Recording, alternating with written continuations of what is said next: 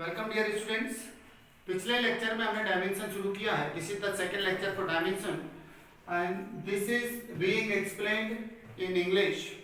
पिछली क्लास में हमने कुछ इंपॉर्टेंट कुछ 5-7 फिजिकल क्वांटिटी डिस्कस की थी। क्या क्या था उसमें? स्पीड था, वेलोसिटी, एक्सीलरेशन, वर्क और क्या था, और सिंबल्स बताए थे, लेंथ, मास, टाइम, इनको कैसे रिप्रेजेंट करते हैं। ठीक, इसी को आगे चलेंगे हम। वर्क की डायमेंशन हम निकाल चुके थे। वर्क में क्या आता है? वर्क का डायमेंशनल फार्मूला आ रहा था ml2t-2। ओके बच्चों, now we are discussing power. It is related with work. What is power? मैं बार बार कह रहा हूं कि यहाँ पे आपको समझने की कोशिश नहीं करना कि पावर क्या चीज होती है, वर्क क्या चीज होती है। हमें केवल इनको डायमेंशनली देखना है कि डायमेंशंस कैसे निकाली जाती हैं। अगले 2 सालों में in class 11th and 12th we will discuss very thoroughly, very deeply about each physical quantity. ये वर्क करीब हम 2 महीने बाद डिस्कस करेंगे। ओके, तो अभी आप केवल डायमेंशंस देखते चलिए, ठीक है। तो पावर होता है work upon time, rate of doing work. और वर्क की डायमेंशन क्या है? ml2t-2 divided by time. Time की डायमेंशन t। इधर 1 की पावर है, ऊपर जाएगी तो -1, -2 पहले से है। तो पावर की डायमेंशन क्या आ गई बेटा? क्या आ गई? ml2t-3। याद हो जाएगा। इसकी एसआई यूनिट क्या होगी?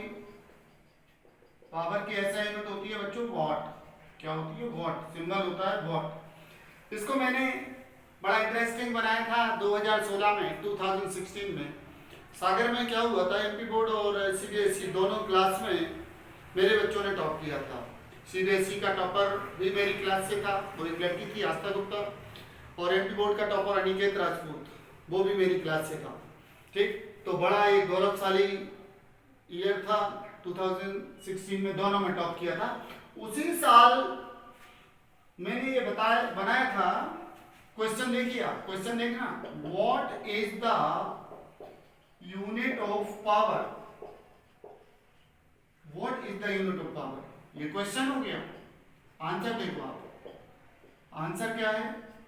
What is the unit of power.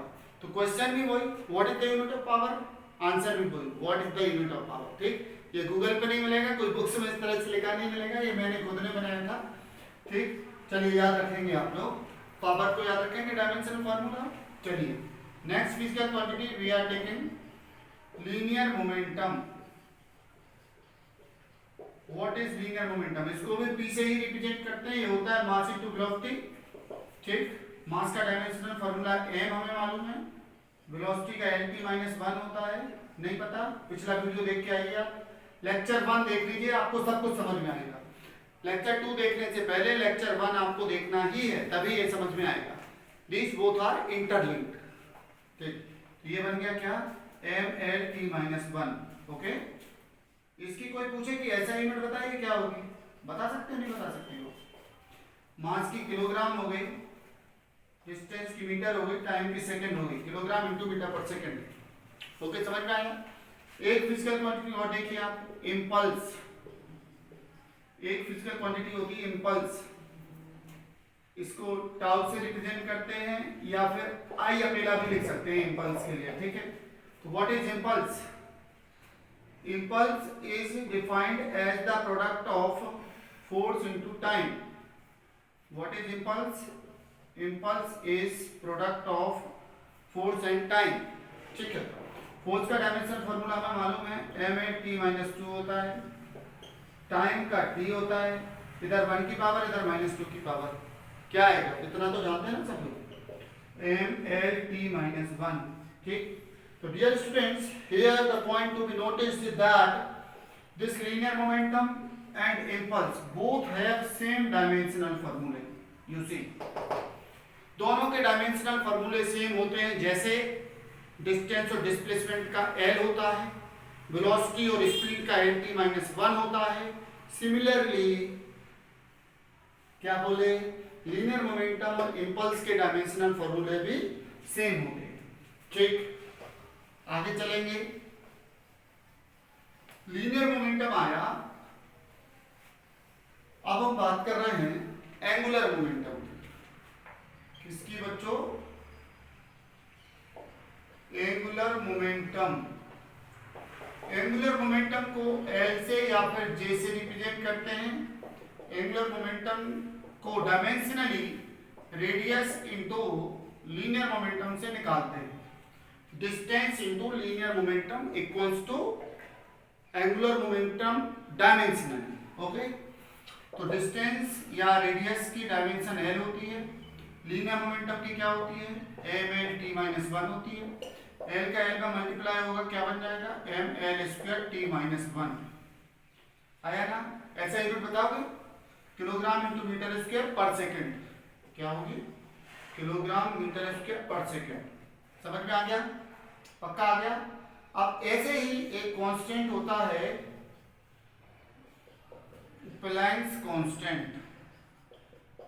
Planks constant H की डायमेंशन भी यही होती है, क्या? M L two T minus one.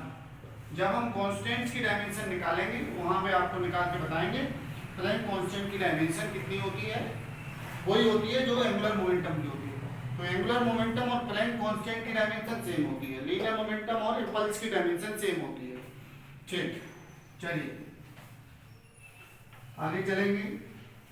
एक वर्ड हमें बार बार मिलेगा, टाइम पीरियड। क्या मिलेगा हमें बार बार? एक फिजिकल क्वांटिटी हमें क्वेश्चन सॉल्व करते समय बार बार परेशान करेगी, बार बार आएगी। टाइम पीरियड टी से रिप्रेजेंट करते हैं। वास्तव में time period is time, it is nothing but time. एक राउंड में लगने वाला टाइम, एक ऑसिलेशन में लगने वाला टाइम। तो टाइम पीरियड टाइम है, तो इसका डायमेंशनल फार्मूला क्या होगा? टी होगा, और यूनिट क्या होगी? सेकंड होगी। Okay, frequency. फ्रीक्वेंसी को न्यू से रिप्रेजेंट करते हैं। This symbol is new. Okay, sometimes इसको एन भी लिख देते हैं और कहीं कहीं इसको स्मॉल एफ से भी रिप्रेजेंट कर देते हैं फ्रीक्वेंसी के लिए। ठीक है, frequency is defined as the reciprocal of time period. तो उसकी डायमेंशन क्या होगी? पक्का टाइम की डायमेंशन का रेसिप्रोकल। ये होगी फ्रीक्वेंसी की डायमेंशन। जो फ्रीक्वेंसी की होती है यही होती है एंगुलर फ्रीक्वेंसी की। क्या बोले बेटा? Angular frequency omega. Angular frequency या इसका दूसरा नाम होता है एंगुलर वेलोसिटी। एंगुलर वेलोसिटी भी होता है। इसकी डायमेंशन क्या होती है? यही होती है टी इनवर्स या टी माइनस वन होती है। इसको अभी हम डिस्कस करेंगे, आगे निकाल के दिखाएंगे कैसे होती है। ठीक, इसकी यूनिट साइंटिस्ट के नाम पे होती है हर्ट्ज, याद रखेंगे, लेकिन इसकी यूनिट होती है रेडियन पर सेकेंड। एंगुलर वेलोसिटी है, एंगल पर सेकेंड होता है, तो रेडियन पर सेकेंड। ओके, समझ में आ रहा है? आ रहा है कि नहीं आ रहा है? सब्सक्राइब किया चैनल की? नहीं किया? पक्का किया ना? 4 दोस्तों को बताया? नहीं बताया? Please share this information to all your classmates. अपने क्लास के सभी बच्चों को बता दीजिए, अच्छी फिजिक्स पढ़ना सभी का हक है। ओके, 24 घंटे एनी टाइम। ओके, इतना अच्छा फिजिक्स का पढ़ने का और कोई तरीका इससे अच्छा क्या हो सकता है? बताइए आप हमें। पूरे समय आपके लिए अनिल सर अवेलेबल है ना? आधी रात को बटन दबाओ, है ना, फिजिक्स चलने लगेगी ना। सुबह मॉर्निंग वॉक पर जा रहे हो, है ना, उधर भी चला लो, है ना, ब्रश करते समय भी चला दो मोबाइल पे। किसी भी समय आप फिजिक्स पढ़ सकते हो। ठीक, means learning of physics now is very easy, very comfortable, very handy, right? हाँ, आगे आएंगे। इसमें एक वर्ड आता है, एक फिजिकल क्वांटिटी होती है मोमेंट ऑफ इनर्शिया। क्या होता है बेटा? Moment of inertia. आई से रिप्रेजेंट करते हैं। ये होता है मास इनटू डिस्टेंस स्क्वायर। आप केवल डायमेंशंस पढ़ रहे हो, यहाँ फिजिकल क्वांटिटीज के मतलब नहीं समझ रहे हैं, ये तो 2 साल में समझेंगे। ठीक, तो डायमेंशंस इसकी क्या होगी? मास की m और ये l स्क्वायर डिस्टेंस का मिलके क्या बन गया? ऐसा यूनिट क्या होगी? Kilogram into metre square. पक्का कच्चा? बोलो एंगुलर मोमेंटम भी समझ में आ गया? आ गया नहीं आ गया? आ गया ना? अच्छा, अब आप देखिए प्रेशर फिजिक्स की सबसे ज्यादा इंपॉर्टेंट डायमेंशन 10 फिजिकल क्वांटिटीज में लगेगी, 10 जगह अभी मैं काउंट कराऊंगा। प्रेशर का जो डायमेंशनल फॉर्मूला होगा वो 10 और फिजिकल क्वांटिटीज का होगा। तो ये मैं निकाल के बता रहा हूं, बाकी बगल में लिख दूंगा पूरी की पूरी। Okay, pressure is defined as force acting on per unit cross sectional area या फोर्स डिवाइडेड बाय एरिया। मोटे हिसाब में आप इतना समझिए। इसका डायमेंशनल फॉर्मूला कैसे निकलेगा? फोर्स का होता है ml/t-2 और एरिया का होता है l स्क्वायर। एक l कैंसिल हो गया, एक l नीचे बचा, ये ऊपर जाके क्या बना ml-1t-2 और ऐसा यूनिट इसकी क्या होगी? न्यूटन पर मीटर स्क्वायर या फिर इसको बोलते हैं पास्कल। ठीक है, symbol is PA। Right, getting my point? हाँ, तो ये सबसे ज्यादा इंपॉर्टेंट पूरी फिजिक्स में जो इंपॉर्टेंट डायमेंशनल फॉर्मूले हैं, this is important of importance, सबसे ज्यादा लगेगा। ये कहां कहां लगेगा, आइए ये डिस्कशन कर लेते हैं कि और किन किन का होगा। यही क्या, जो प्रेशर का डायमेंशनल फॉर्मूला है, यही डायमेंशनल फॉर्मूला कहां कहां जाने वाला है। ठीक है, तो देखिए आप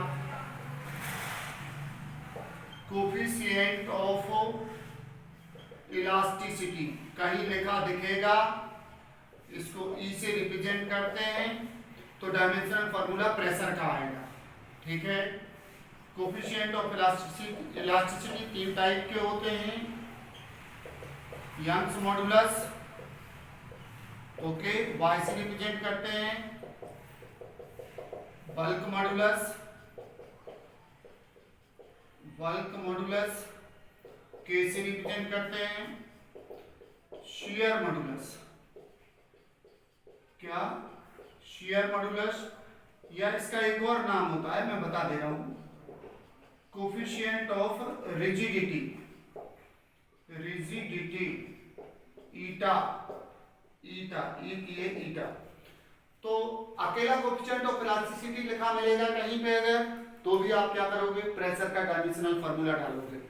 ठीक, यानी इन सबके डायमेंशनल फॉर्मूला ml-1t-2 होते हैं सबके लिए। ठीक है, सभी के डायमेंशनल फॉर्मूले यही होंगे। क्या होगा? ml-1t-2, इधर भी क्या ml-1t-2, इधर भी क्या, इधर भी j, इधर भी j। ओके, समझ में आया? तो कितना 1 2 3 4 जगह और लगेगा, कितना हो गया टोटल? 5 हो गया ना।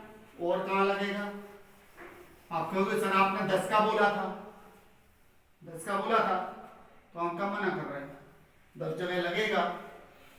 देखिए स्ट्रेस, अकेला सिंगल स्ट्रेस कहीं लिखा मिलेगा आपको, तो स्ट्रेस में भी डायमेंशनल फॉर्मूला क्या होगा? ml-1t-2 होगा।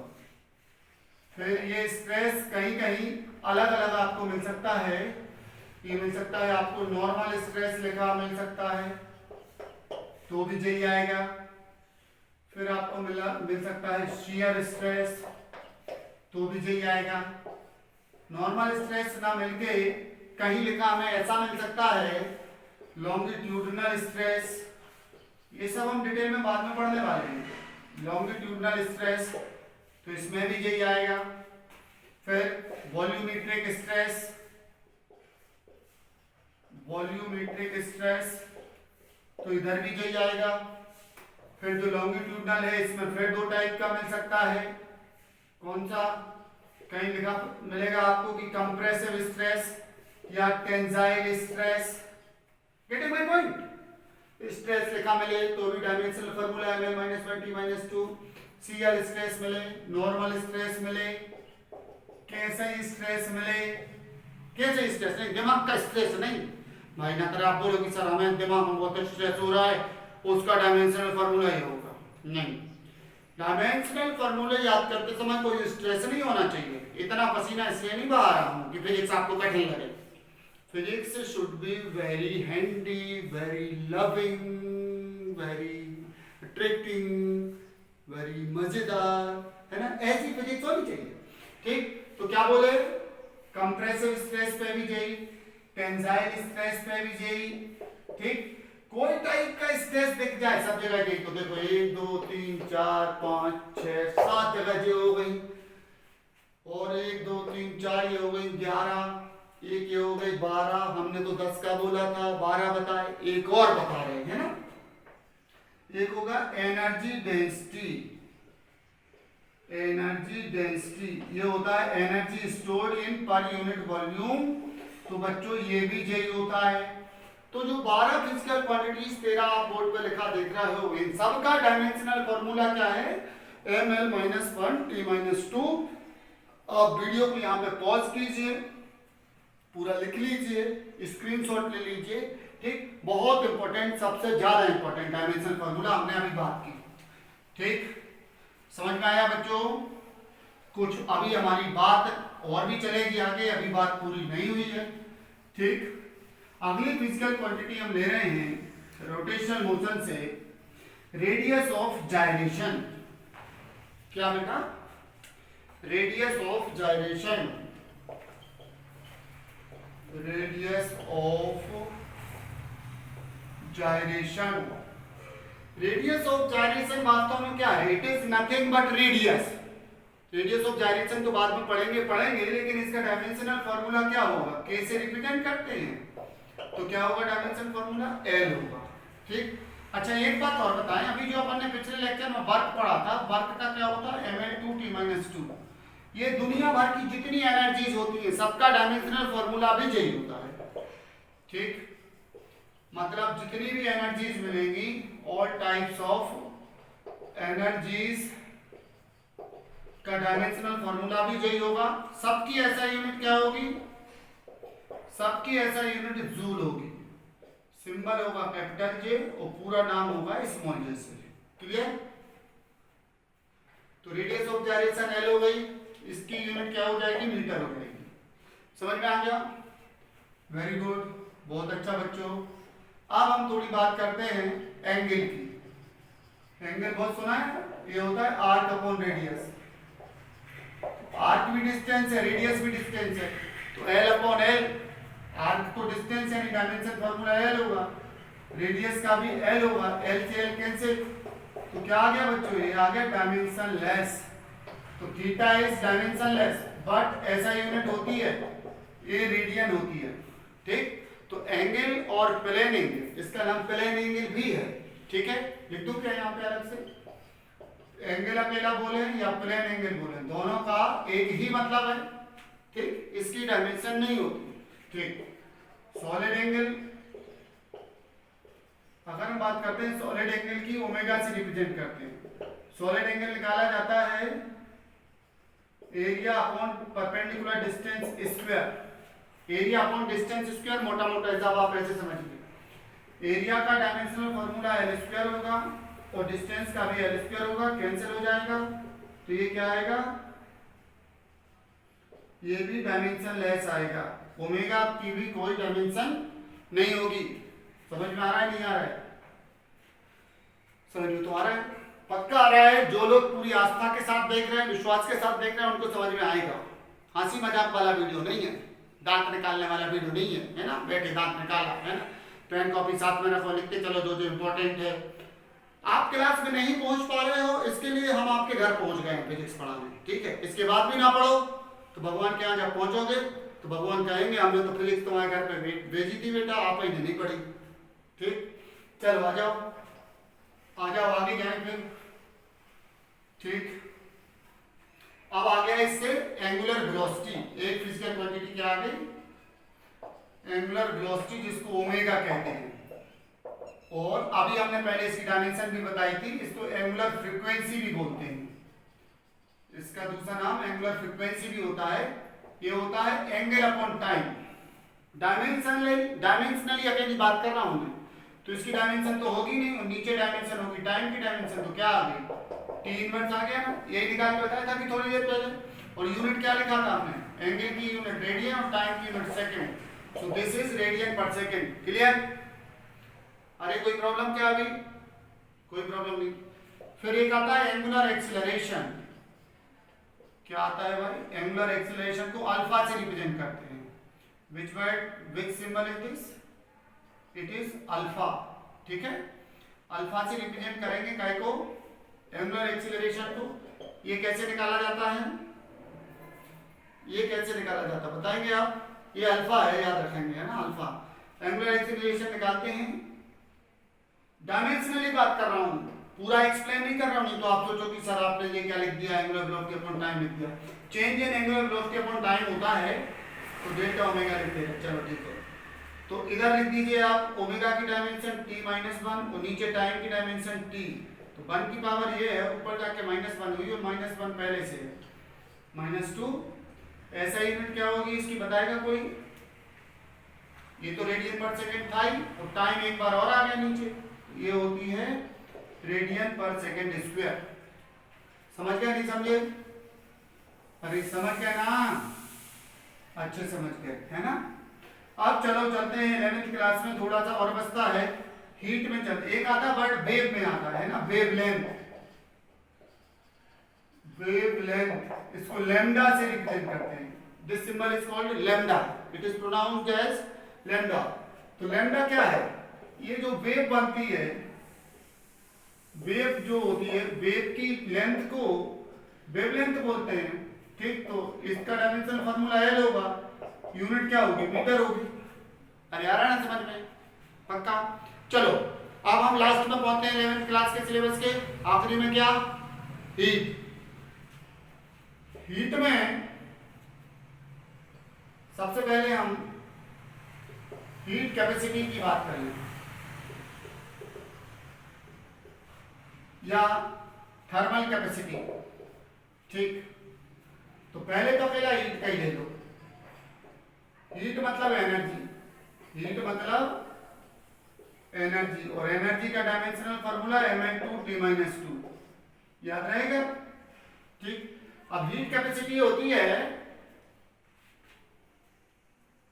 अब देखो हम फिर समझाने लगे, ज्यादा समझने की कोशिश अभी करना नहीं है, इसको हम पढ़ेंगे लास्ट में, दिसंबर जनवरी में पढ़ेंगे।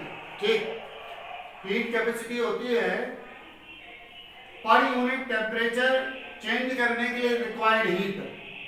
तो ये होती है हीट डिवाइडेड बाय टेम्परेचर। तो हीट हो गया क्या? mL2T-2 और टेम्परेचर हो गया K। ओके, K पे 1 की पावर है, ऊपर जाएगा -1 हो जाएगा, mL2T-2 K-1। ओके, तो this is what it is, heat capacity का डायमेंशनल फार्मूला हो गया। ऐसा यूनिट क्या होगी इसकी? ये होगी जूल पर केल्विन, जूल पर केल्विन, और प्रैक्टिकली यूनिट इसकी होती है कैलोरी पर डिग्री सेल्सियस। ये होती है, ये इसकी ऐसा यूनिट है, और सीजीएस यूनिट होती है कैलोरी पर डिग्री सेल्सियस। ठीक, या प्रैक्टिकल जो यूनिट होती है, जूल की जगह क्या आ जाता है? कैलोरी आ जाता है। अरे भाई थोड़ा सा डिस्टरबेंस हो गया ना, आवाज आ गई बीच में, वो पानी भर गया तो टंकी आवाज कर रही थी। ठीक है, चलता है, इससे आपको ये पता भी चलता है कि सर बहुत नॉर्मल तरीके से पढ़ा रहे हैं, है ना। ठीक, डिस्टर्ब हो गई अपनी क्लास थोड़ी सी, फिर से बता दूं कि आवाज आ रही थी, बीच में डिस्टरबेंस हो रहा था। हीट डिवाइडेड बाय टेम्परेचर क्या होता है? हीट कैपेसिटी होती है, किसी बॉडी की होती है। ठीक, फिर एक होता है specific heat capacity. Specific heat capacity, specific heat capacity कैसे होती है? ये होती है heat divided by temperature divided by mass. ठीक है, डायमेंशनल फार्मूला अकेला देख रहे हैं, तो हीट कैपेसिटी का ऊपर क्या आएगा?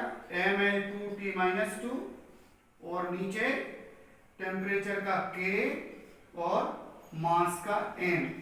M कैंसिल हो जाएगा तो क्या बनेगा? ये L2T-2 और K-1। ओके, आ गया ना समझ में? इसकी यूनिट क्या होगी? जूल पर केल्विन पर किलोग्राम, जूल पर किलोग्राम पर केल्विन और ये तो बाद में जब पढ़ेंगे तब हम समझ लेंगे अच्छे से कि यूनिट्स कैसे निकाली जाती हैं। ठीक, फिर इसमें एक कॉन्सेप्ट आता है, एक फिजिकल क्वांटिटी आती है लेटेंट हीट। क्या आती है? लेटेंट हीट, एल से रिप्रेजेंट करते हैं। तो बच्चों ये होती है हीट डिवाइडेड बाय मास। क्या होती है? Heat divided by mass. Unit इसकी होती है जूल पर किलोग्राम, और नहीं तो होती है कैलोरी पर ग्राम। प्रैक्टिकल यूनिट कैलोरी पर ग्राम, और ऐसा यूनिट जूल पर किलोग्राम। ओके, ठीक। तो ये आएगा mL2T-2 डिवाइडेड बाय मास, मास से मास कैंसिल, क्या आ गया? L2T-2। ओके बच्चों, ज्यादा पढ़ लिया ना आज? लेटेंट हीट, ठीक, इसकी यूनिट जूल पर किलोग्राम हो गया। चलो, तो अभी अब हमारी कुछ फिजिकल क्वांटिटीज और बच गई हैं, 5-7 फिजिकल क्वांटिटीज 12th के सिलेबस से, और कुछ कांस्टेंट्स। तो मैंने ये सोचा था कि सारे कांस्टेंट्स मैं एक ही क्लास में डिस्कस करूंगा। तो लेक्चर नंबर 3 में आपको सारे कांस्टेंट्स की डायमेंशंस मिलेंगी, और 12th क्लास में जो फिजिकल क्वांटिटीज आती हैं या जो अभी हमारी रह गई हैं, इनके डायमेंशनल फार्मूले और डिस्कस करेंगे हम, और फिर उसके बाद चलेंगे डायमेंशनल एनालिसिस पर। तो प्लीज अच्छे से पढ़ते रहिए, मन लगा के पढ़ते रहिए। ये समझ लीजिए कि सब घर पे आ गए पढ़ाने के लिए। ओके बच्चों, सब्सक्राइब नहीं किया तो अभी कर लीजिए, बेल आइकन प्रेस जरूर कर लीजिए, ठीक है। थैंक यू वेरी मच, मिलते हैं नेक्स्ट लेक्चर में। Okay students.